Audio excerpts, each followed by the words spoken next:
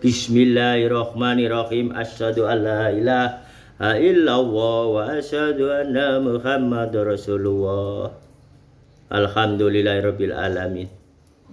Gustur menika pun bersemayan dateng Allah, termasuk nggih menika Gustur pun pejah maka ditanamaken ten pondoke mriku ten Jombang. Kula niki mboten tahu kepanggih Gustur. Mboten tahu nggih ten pundi-pundi, tapi alhamdulillah Rabbil alamin kula kepanggih Gustur melalui sholawat. Kula diparingi ilmu melalui Gustur. Sesungguhnya itu ilmunya Datullah, namun kula diparingi melalui Gustur. Senajan Gustur menika nggih tasih gesang. Nah niki kan Gustur pun sedo lah niku nggih.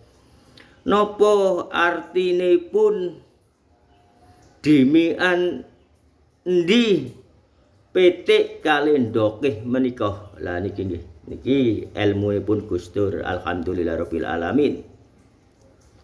Dimian endi ndokeh ambek pitike? Lah niki mudah mawon niki. Nggih pun jelas dimian pitike.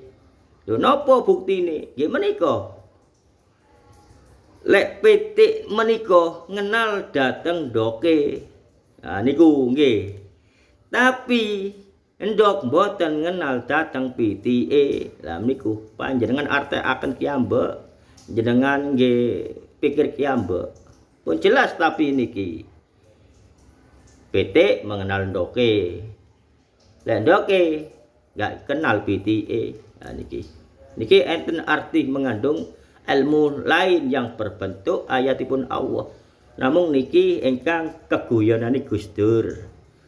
Maka nggih kula jawab kalian nggih niki. Oh nggih Gus, ngoten nggih. Ngapunten niki ilmu umum sing didamel keguyonan menika. Namung tujuane menika nggih ibadah. Nggih. Enten seorang janda lah nika. Dikekarepaken dateng seorang nggih menawi janda, menawi joko, menawi napa niki mung sekedar ilmu mawon. Nah niku. Nguber mawon ten janda niku. Jandae mboten karep, mboten seneng. Mboten ngertos niku krana napa. Lho, niki hampir sami. Ngapunten niki guyon niku Gustur waline Allah lek niki sanes. Terus pundi kula dadi wali murid mawon guru nggih menika. Nggih pun napa terus panjenengan namung niki dipek ilmune mawon. Nguber teng rondo niku wau. Sampai nggih wis nika. Namung mboten karep blas jandah niku wau ten lare ten tiyang sing nguber-nguber niku wau. Napa masalah nggih kula mboten ngertos namung niki ilmune mawon. Nggih.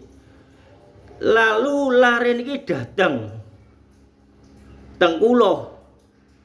Wis ngoten mawon mboten napa-napa pun mesti saniki nggih. Ten kula mendel kula ndonga dhateng Allah, ya Allah napa ingkang kula sampaiaken iki.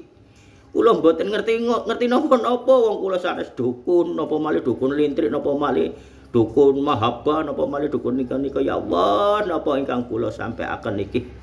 Lho ngoten niku kula sadar langsung kula ngucap. Nek kon selama iki uber-uber janda iku mang. Janda iki duwe anak. Moko kon aja nodit-medit, aja perhitungan. Seneng gak gelem bondo. Nggih meniku kok sampean lek dugi ten griyane napa sing disenengi yugane sampean paringi. Lah niku sampeyan tumbasaken. Kapok nggih kula seneni nggih kula. Nggih niku wau kula sampaiaken. Lah niku nggih. Lah niki napa bedane pun kali niku wau ilmu keguyonan Gustur dimi andi ndoke ambek pitike. Lah niki nggih alhamdulillahirabbil alamin akhire dilampahi dateng lare niku wau. Dipratekaken yugane. Akhire ibune nggih janda niku wau katut mongko menika mboten lami dugi mriki. Kali guyu-guyu kali mesem-mesem nika. Jandae mboten ngertos. Akhire nggih kula sanjangi ngeten-ngeten. Oh alah sampean niku ngoten jawabane jandae niku wau. Alhamdulillahirabbil alamin, karena keniatan dia niku wau nggih bersih untuk melaksanakan sunnah Rasul. Nggih wajib jane. Rabi niku wajib jane. Nggih wajib nggih sunah ngoten mawon wis terserah. Krana nggih niki wau toh carane Allah untuk memperkembangkan umat Kanjeng Nabi Muhammad sallallahu alaihi wasallam nggih melalui pernikahan niku. Lah niku wae nggih cukup semanten mawon. Ya napa kok kathah sing mesam-mesem. Kula kiambek nggih mboten ngerti. Nggih, ilmune pun artine nggih niku wau ilmu guyonan, tapi diarahkan datang Allah menjadi ilmu keimanan, datang datuh Ar-Rahman Rahim. Cukup semanten.